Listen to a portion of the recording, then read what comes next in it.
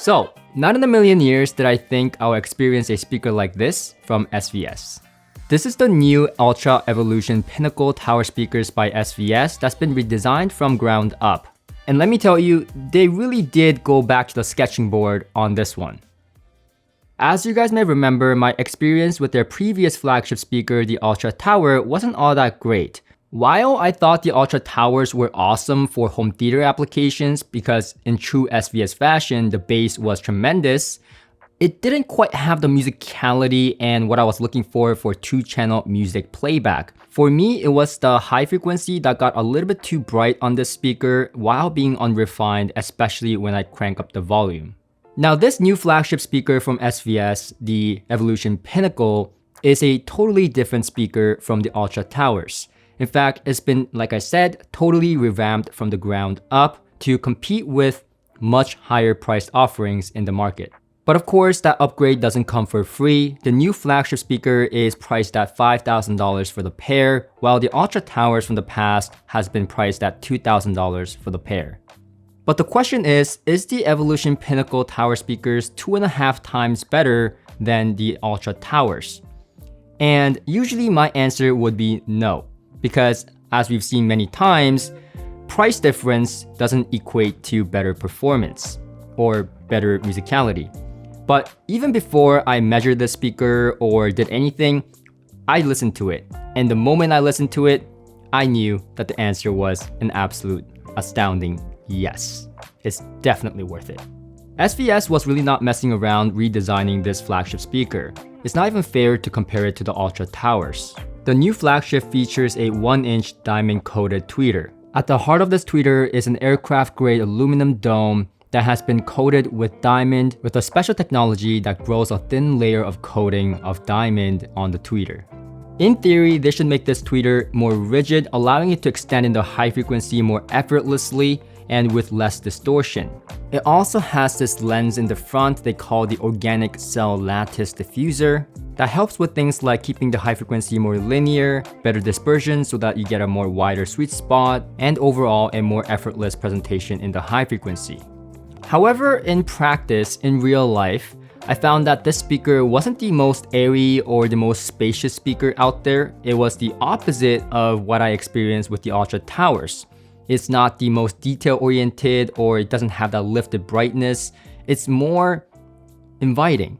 It is warmer, richer, and the high frequency is so easy to digest. It just never gets bright even at cranking loud volumes. And it's just a speaker that you can enjoy for long listening sessions with no ear fatigue whatsoever. Now, do I wish that it was a little bit more airy on the top? I do, but I think it lends itself to that easier listening experience, especially in those long listening sessions. However, I will also say while the speaker is warm and inviting, it's not like one of those speakers that's warm, inviting, and rich sounding while sounding a little bit hazy on the top end. There's none of that. This speaker has clarity, transience, and transparency in the high frequency, and I think that comes from the diamond-coated tweeter. Above the tweeter and below it, we will also find the 5.25-inch mid-range drivers. And for me, the mid-range was really the highlight of the show. I mean, that's the majority of the stuff that we listen to is in that mid-range. Guitar, majority of the instruments, male voices, female voices, you name it. That's all mid-range. So mid-range is, and how that sounds, is just that much more important for me. But this speaker, when I first heard it, I thought, it's overall warm and inviting. But at the same time, over time, I realized that the mid-range, when comparing to especially other speakers that tend to sound warm and inviting, it has a sense of clarity. It sounds clear. It sounds non-muffled, for the lack of better words. And that is something that I found the speaker to excel at. While keeping it warm and inviting and easygoing, it doesn't smooth out or remove transients from the equation. It has still good detail, good transients, and overall, a very pleasing, yet I'm not missing any details type of sound. It actually reminded me a lot of the Sotaldo 2 speaker from Russell Fiorentino, and how that speaker managed to sound very distinctive and unambiguous in the soundstage without being bright or brittle, and the overall sound and the tone being warm and that inviting sound. But all that beauty in the mid-range doesn't just come from the mid-range drivers. This is where SVS pulled some tricks. If you look at the general shape of the speaker, you'll recognize that it's not just a rectangular box, but it has a slope to it to the front baffle. It has a shape overall, offsetting the tweeters a little bit towards the back while having the mid-range and the woofers pointing towards the listening position. This is what you commonly call time alignment. And essentially what you're doing here is you're aligning the drivers so that your bass, your mid-range, and high frequency all arrive to the listener at the same time.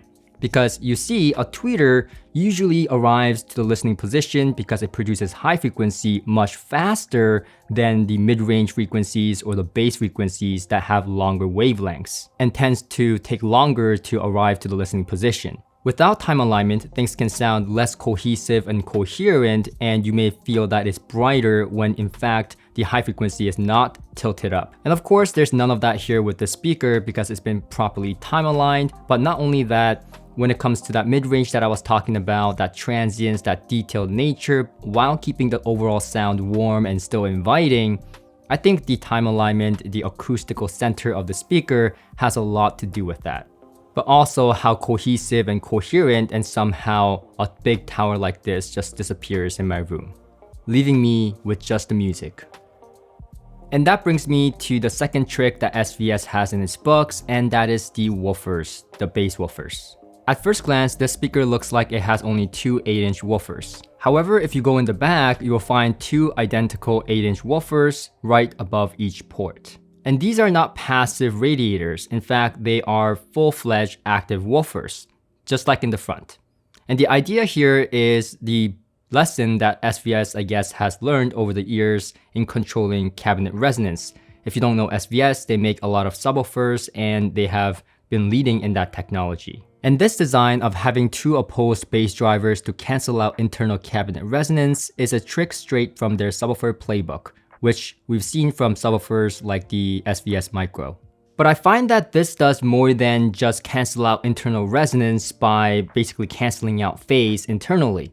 I find that this kind of having more active woofers in the back and the front actually makes for what I call a more dispersed kind of bass response.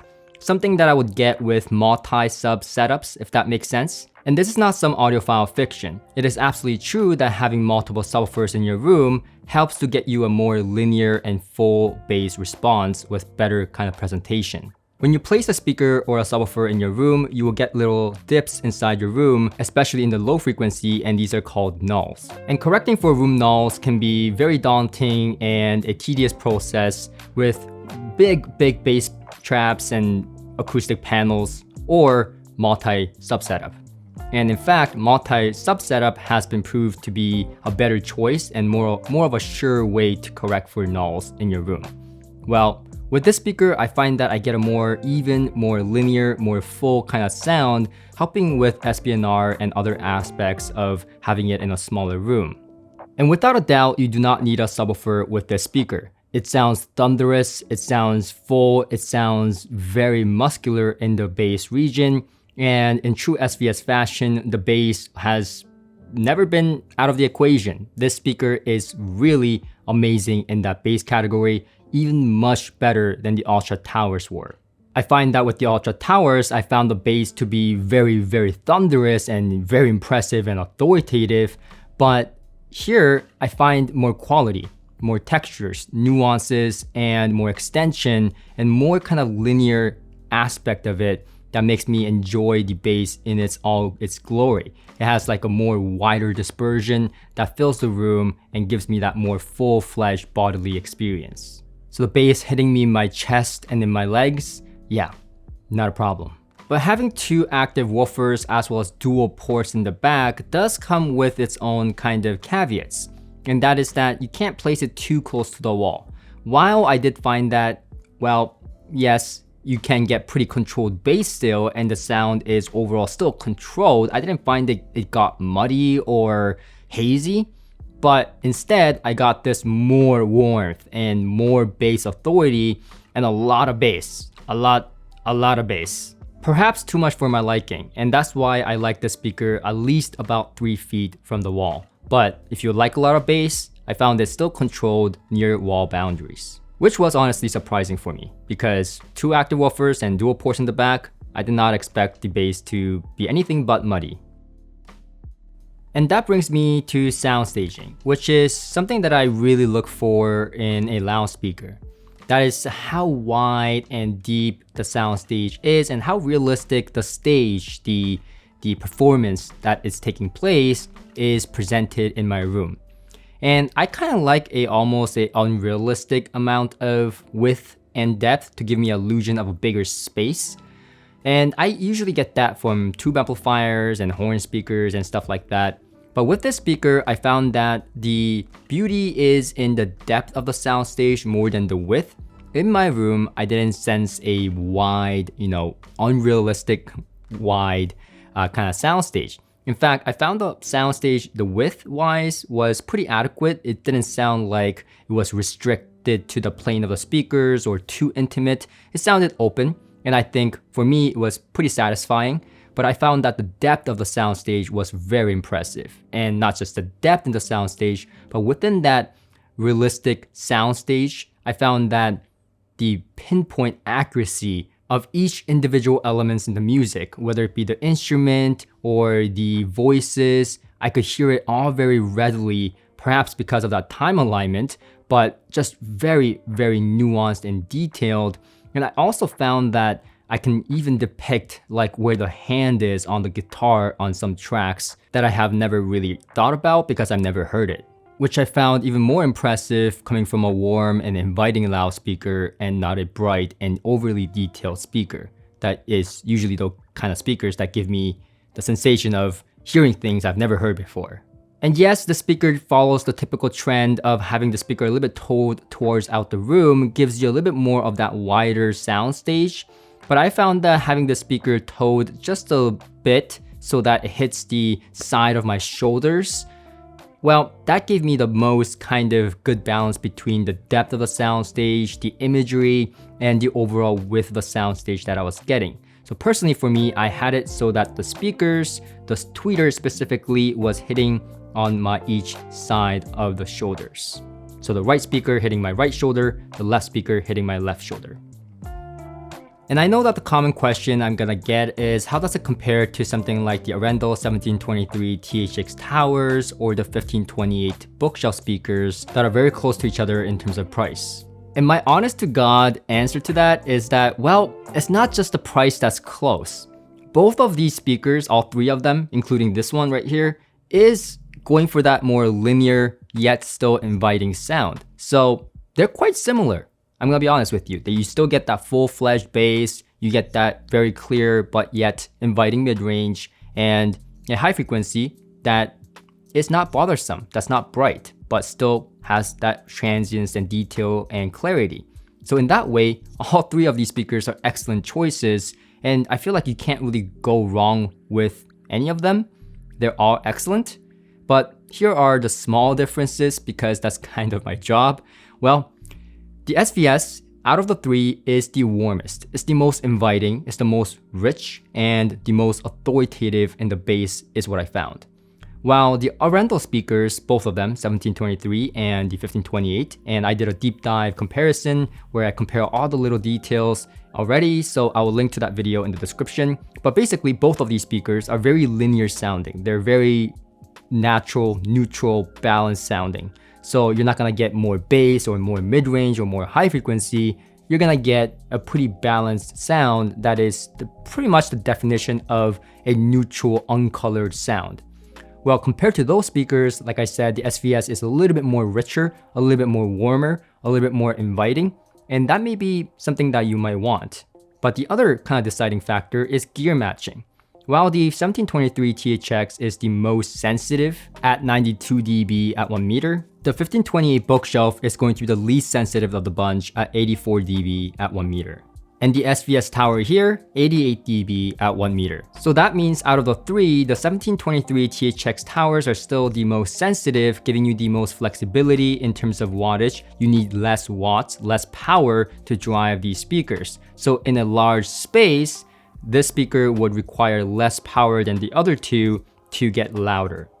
Whereas the 1528 bookshelf that I love so much may be more suitable for smaller rooms like mine, small to medium sized, because it's 84 dB at 1 meter, and while I measured it around 86 dB, still that is not a 8-watt tube amplifier territory, meaning you're gonna need some powerhouse and some kind of heavy lifting from the amplifier to drive these speakers. So yes, quality amplification and with great amount of power is the requirement for a speaker like this. Whereas the SVS is right in the middle, 88 dB. It is sensitive enough to drive it with something like the Cayenne Jazz 80, a 20-watt tube integrated amplifier, or as I have found to really love, a more of a powerhouse like the Hegel H400 or the Accuphase E3000 that gives you a lot more playroom in terms of power and headroom, also allowing you to give that more deep extension and dynamic sound out of these speakers. And while I really love the E3000 with these speakers and I thought it was a great synergistic match, there's always that one pairing where things are taken to the next level. And that was with the Hegel H400 and these speakers. It was just phenomenal of a match with transients, bass, authority, and that mid-range pitch dark background. It just elevated everything that these speakers did well and kind of complemented each other very, very well. For me, without a doubt, it was the most musical experience I've gotten out of these speakers. So it's safe to say they really knocked it out of the park with this one. Like, I really loved it. I think they did a really good job on the speaker. But I think I found a little caveat with the speaker, which is that much like the Picard S400, the original, if you remember, you kind of need to crank up the volume a little bit up to about a medium to high volume level for it to start sounding more fuller and really enjoyable in that musical sense, at least for me. At low volumes, it didn't quite do it for me. I found that other options are more available at low volumes. This speaker is really meant to be cranked up a little bit to kick that ass in the bass. So if you were on the fence about these speakers, they do have a 45-day risk-free in-home trial and 5-year unconditional warranty. In true SVS fashion, their customer experience is great, so I recommend giving it a try in your room if you are on the fence. And of course, don't forget to subscribe and like this video, and I'll see you guys on my next journey. Until next time.